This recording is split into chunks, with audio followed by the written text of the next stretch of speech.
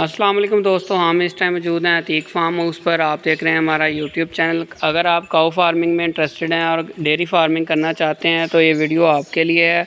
हम इस टाइम मौजूद हैं अतीक भाई के साथ। अतीक भाई का तकरीबन 6-7 साल का एक्सपीरियंस है डेयरी फार्मिंग के अंदर। ये पूरा फार्म इन्होंने मैनेज किया हुआ है। उस साइड पर गोट फार्मिंग करते हैं, सामने जो है पीछे जो है सील बर्ड्स की कलेक्शन है, और यहाँ पर ये काऊ फार्मिंग डेयरी फार्मिंग के हवाले से आज इनसे हम बातचीत करेंगे। इनका एक्सपीरियंस आपके साथ शेयर करेंगे कि एक नया बंदा जो है डेयरी फार्मिंग करने का सोच रहा है या गाय वगैरह जानवर ख़रीदना चाह रहा है तो वो कितने जानवरों से स्टार्ट ले, स्टेप बाय स्टेप इनसे सारा पूछेंगे काऊ फार्मिंग में। और इसमें प्रॉफिट मार्जिन किन चीज़ों पर डिपेंड करता है, कौन सी गलतियाँ हैं जो लोग करते हैं और कौन सी चीज़ें हैं जो आपको एक बिज़नेस को सेट करने में फ़ायदा देती हैं काऊ फार्मिंग के अंदर।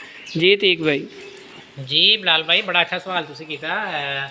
ਇਹਦੇ ਵਿੱਚ ਨਾ ਮੈਂ ਇਹ ਸਮਝਦਾ ਕਿ ਇਹਦੇ ਵਿੱਚ ਨਾ 3 ਸਟੈਪ ਚੱਕਣੇ ਚਾਹੀਦੇ ਆ ਡੇਅਰੀ ਫਾਰਮਿੰਗ ਦੇ ਵਿੱਚ। ਅਗਰ ਸ਼ੁਰੂ ਕਰਨੀ ਹੈ ਕਿਸੇ ਬੰਦੇ ਨੇ, ਅਗਰ ਕਿਸੇ ਕੋ ਅੱਛੀ ਇਨਵੈਸਟਮੈਂਟ ਹੈਗੀ ਹੈ ਨਾ, ਉਹ 3 ਸਟੈਪਾਂ ਦੇ ਅੰਦਰ ਅਗਰ ਕੰਮ ਕਰੇਗਾ ਨਾ, ਇਨਸ਼ਾਅੱਲਾ ਮੈਂ ਗਰੰਟੀ ਦਿੰਦਾ ਕਿ ਇਨਸ਼ਾਅੱਲਾ ਉਹ ਬੰਦਾ ਕਦੇ ਵੀ ਪਰੇਸ਼ਾਨ ਨਹੀਂ ਹੋਏਗਾ ਔਰ ਅੱਛੀ ਇਨਕਮ ਕਮਾਏਗਾ। ਉਹ ਜਿਹੜੇ 3 ਸਟੈਪ ਹੈਗੇ ਆ ਮੈਂ ਤੁਹਾਨੂੰ ਸ਼ੇਅਰ ਕਰ ਦਿੰਦਾ ਵਾਂ ਕਿ ਪਹਿਲੇ ਨੰਬਰ 'ਤੇ ਜਦੋਂ ਜਾਨਵਰ ਬੰਦੇ ਨੇ ਖਰੀਦਣੇ ਆ ਨਾ, ਉਹ ਇਸ ਹਿਸਾਬ ਨਾਲ ਜਾਨਵਰ ਖਰੀਦੇ कि अगर 30 जानवर खरीदना चाहता है ना, 10 जानवर वो जो दुध मिल्किंग वाले लै लवे।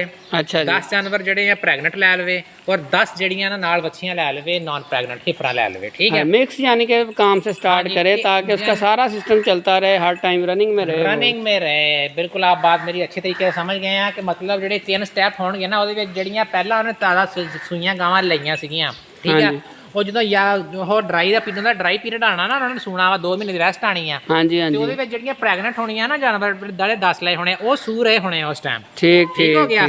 ਮਤਲਬ ਅਗਰ ਇੱਕ ਦਿਨ ਦਾ ਉਹਨਾਂ ਦਾ 100 ਲੀਟਰ ਦੁੱਧ ਜਾ ਰਿਹਾ ਨਾ, ਤੇ ਉਹ 100 ਲੀਟਰ ਦੁੱਧ ਜਿਹੜਾ ਨਾ ਪੂਰਾ 3 ਸਾਲ ਮੁਸਲਸਲ जाएगा। फिर ठीक, ये नहीं है कि यार 10 गावां जड़ियां लईयां ये वरना आपका कहने का मतलब ये है कि अगर आप सेम चीज़ें ले आते हैं, एक ही टाइम पीरियड की ले आते हैं एक टाइम, तो आपका ऐसा होगा कि आपको दूध ही दूध मिल रहा होगा। आप खुश होंगे, और एक टाइम जब ड्राई पीरियड आएगा वो बैठा होगा, सारों को जवाब दे देगा जी दूध खत्म हो गया और मसाइल खर्चे किधर से पिक करने, खर्चे पूरे नहीं होंगे। दूध जाएगा तो खर्चा निकलेगा ना। बिल्कुल बिलाल भाई, बहुत अच्छा आइडिया, आपने बहुत अच्छी ट्रिक बताई काऊ फार्मिंग और डेयरी फार्मिंग के हवाले से। हाँ, अगर बंदा 30 जानवर अफोर्ड नहीं कर सकता ना, अगर वो 10 जानवर भी अफोर्ड करने आ, 10 जानवर भी इस कैटेगरी दे लवे कि यार अगर फिर वो 10 जानवरों को अगर लेना चाहता वा तो वो 10 जानवर इकट्ठे ना लवे।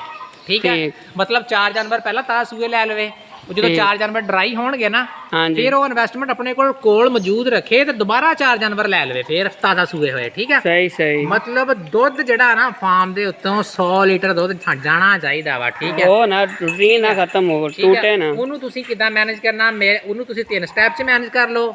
अगर तुम चाहते हो ਉਹਨੂੰ ਭਲਾ 2 ਸਟੈਪ 'ਚ ਮੈਨੇਜ ਕਰ ਲਓ। 3 ਸਟੈਪ ਇਹ ਆ ਕਿ ਮਿਲਕਿੰਗ ਵਾਲੇ ਜਾਨਵਰ ਲੈ ਆਓ, ਨਾਲ ਪ੍ਰੈਗਨੈਂਟ ਲੈ ਕੇ ਆਓ, ਨਾਲ ਹੀਫਰਸ ਲੈ ਕੇ ਆਓ।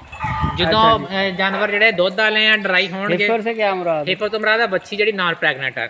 ਠੀਕ ਹੈ, ਅੱਛਾ, ਮਤਲਬ ਉਹ ਹੋਣਗੀਆਂ ਨਾ ਥੋੜੀਆਂ, ਉਹ ਤੁਹਾਨੂੰ ਸਸਤੀਆਂ ਮਿਲ ਜਾਣੀਆਂ।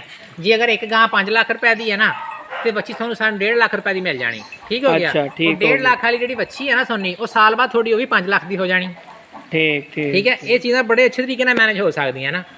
अगर ये 3 स्टैप हो जाए डेयरी फार्मिंग दे विचों इंशाअल्लाह 100% मैं तुहानूं कह सकदा कि बंदा फेल नहीं हो सकदा। ठीक है, अगर कोई बंदा ये 3 स्टैप फॉलो कर लैंदा, ठीक है, अपनी इन्वेस्टमेंट नूं 3 कैटेगरी दे विच इस्तेमाल कर लैंदा, या अपनी इन्वेस्टमेंट नूं 2 कैटेगरी च इस्तेमाल कर लैंदा। जिन्ने जानवर खरीदना चाहता ਉਹ ਯਕਮੁਸ਼ਤ ਉਨੇ ਜਾਨਵਰ ਨਾ ਲੈ ਕੇ ਆਵੇ, ਉਹ ਜਾਨਵਰਾਂ ਨੂੰ ਉਹ ਪਹਿਲੇ ਸਾਲ ਦੇ ਵਿੱਚ ਉਨੇ ਜਾਨਵਰ ਲਵੇ ਕਿ ਜਿਹੜੇ ਜਾਨਵਰ ਜਦੋਂ ਡਰਾਈ ਹੋਣ ਤੇ ਦੁਬਾਰਾ ਉਹ ਤਾਜ਼ਾ ਜਾਨਵਰ ਜਿਹੜੇ ਆ ਸੂਏ ਹੋਏ ਲੈ ਸਕੇ, ਉਸ ਟਾਈਮ ਪੀਰੀਅਡ 'ਤੇ ਪਹੁੰਚ ਚੁੱਕੇ ਹੋਣ ਦੁਬਾਰਾ। ਠੀਕ ਹੈ ਜੀ, ਠੀਕ ਹੈ। ਉਹਦੇ ਵਿੱਚ ਨਾ ਮੈਂ ਇਹ ਕਹਿੰਦਾ ਕਿ ਇਨਸ਼ਾਅੱਲਾ ਉਹਨੂੰ ਫਿਰ ਨਾ ਉਹ ਪਰੇਸ਼ਾਨੀ ਦਾ ਸਾਹਮਣਾ ਨਹੀਂ ਕਰਨਾ ਪਏਗਾ ਤੇ ਅੱਲਾ ਦੇ ਫਜ਼ਲ ਕਰਮ ਨਾਲ ਉਹ ਬੰਦਾ कामयाब होएगा। ठीक हो गया, बहुत अच्छा गाइड किया अतीक भाई आपने। दोस्तों अगर आपको इसके हवाले से और मज़ीद इन्फॉर्मेशन चाहिए तो आप हमारे चैनल को सब्सक्राइब करें। यहाँ पर हम काऊ फार्मिंग, डेयरी फार्मिंग, इनको पालने का तरीका, नस्ल की पहचान, ईच एंड एवरीथिंग आपके साथ शेयर कर रहे हैं, और दूध की पैदावार को कैसे बढ़ाया जाए। और सारी एक चीज़ इसमें ऐड कर दें कि हमारे पास जानवर सेल परचेज के होते हैं ना, मिल्किंग नहीं हम कर रहे हैं, जानवर सेल परचेज ही कर रहे हैं। ठीक हो गया, जो आप देख रहे हैं ना सारे सेल के लिए जानवर हैं। ठीक हो गया, ठीक हो गया। अवेलेबल फॉर सेल भी होती हैं हमारे पास गाय, अच्छी नस्ल की होती हैं, आती जाती रहती हैं। और उम्मीद करता हूँ आपको हमारी वीडियो पसंद आई होगी। चैनल पर पहली मरतबा आए हैं तो चैनल को सब्सक्राइब कर दें। मिलते हैं इंशाल्लाह अपनी नेक्स्ट वीडियो में। दुआओं में याद रखिएगा। अल्लाह हाफ़िज़।